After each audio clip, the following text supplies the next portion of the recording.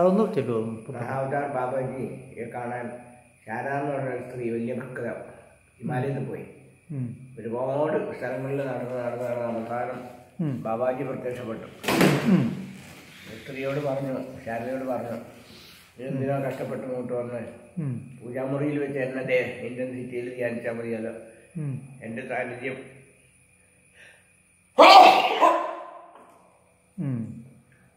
അവിടെ തന്നെ നിനക്ക് അനുഭവപ്പെടുന്നു.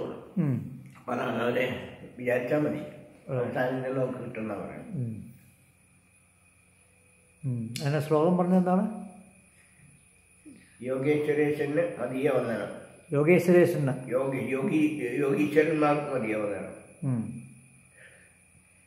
യോഗീശ്വരന്മാർക്ക് മതിയ വന്ദനം. യോഗേശ്വരേശ്വരന് മതിയ വന്ദനം. യോഗം പരിശീലിപ്പതിനായി ഞാനും ഉദ്യോഗിച്ചിരുന്ന തുണ ചെയ്തുകൊണ്ടാണ്.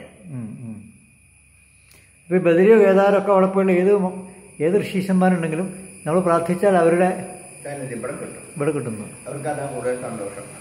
നമ്മൾ ക്ലേശിക്കാതെ ഇത് നമുക്ക് കിട്ടണമെന്നാണ് അവരാഗ്രഹിക്കുന്നത്. ശരി. ഇപ്പം നമുക്ക് കംഫർട്ടായിട്ട് എവിടെ ഇരിക്കണോ അതാണ് വേണം. ഒരുപാട് ഒരു ചെറിയ കാര്യം പറയാൻ വേണ്ടി ഒരാൾ ക്ലേശിച്ച് വന്നു എന്ന് വയ്ക്കാം. അപ്പോൾ നമ്മൾ ഒരുപാട് ഫോൺ ചെയ്താൽ മതി എന്നല്ലേ ക്ലേശിക്കണം. അതുപോലെയാണ്. അതേ ആവശ്യമുള്ളൂ മൊത്തം ശരിക്കും. ബാക്കിയൊക്കെ നമുക്കൊരു തോന്നലാണ് അല്ലേ? അതെ.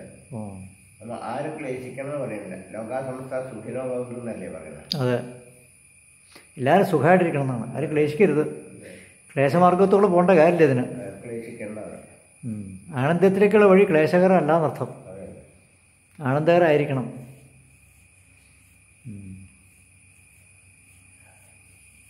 ആനന്ദത്തിങ്കിൽ നീ സകല ഭുവനവും സംഭവിക്കുന്നു. പിന്നെ ആനന്ദത്താൽ നിത്യവും നിഖിലവും വാണിടുന്നു. ആനന്ദത്തെക്കുറിച്ച് അലിയുന്നുണ്ടാവോ ഓർത്താൽ ആനന്ദ ശക്തിയാണ്. അടിയൻ ഗതി നീ മംഗളം മംഗളത്തെ ശക്തിയാണ്. ഒന്ന് പറയോ? ശക്തിയാണ് ആനന്ദം. ശരീരത്തിന് ശക്തിയാണ് വേണ്ടത്, മനസ്സിന് ഭക്തിയാണ് വേണ്ടത്, ബുദ്ധിക്ക് യുക്തി വേണം, ആത്മാവിന് മുക്തി വേണം. ശരീരത്തിന് ശക്തി വേണമെങ്കിൽ 3 കാര്യങ്ങൾ വേണം. ആഹാരം, നിദ്ര, സ്വധർമ്മ അനുഷ്ഠാനം. ഇത് 3 ഉണ്ടെങ്കിൽ നല്ല ശക്തി ഉണ്ടാവും ശരീരത്തിന്. പിന്നെ ഭക്തി വേണമെങ്കിൽ, ഭക്തി മനസ്സിന് വേണമെങ്കിൽ അദ്വേഷ്ട സർവഭൂതാണ്. ലോകത്തിലുള്ള ഒന്നിനോട് വെറുപ്പുണ്ടാവരുത്. മൈത്രി കരുണ വേണ്ട, മൈത്രിയും കരുണയും ഉണ്ടാവണം. യുക്തി എന്ന് പറഞ്ഞാൽ ബുദ്ധി, യുക്തി പറഞ്ഞാൽ കാര്യകാരണം. എല്ലാ കാര്യത്തിനും ഒരു കാരണം ഉണ്ടാവും. ആ കാരണത്തെ കണ്ടു കഴിഞ്ഞാൽ കാര്യങ്ങൾ നമ്മൾ അവസാനിപ്പിക്കില്ല. അതുകൊണ്ടാണ് ഇങ്ങനെയെന്ന് പറയുന്നത്.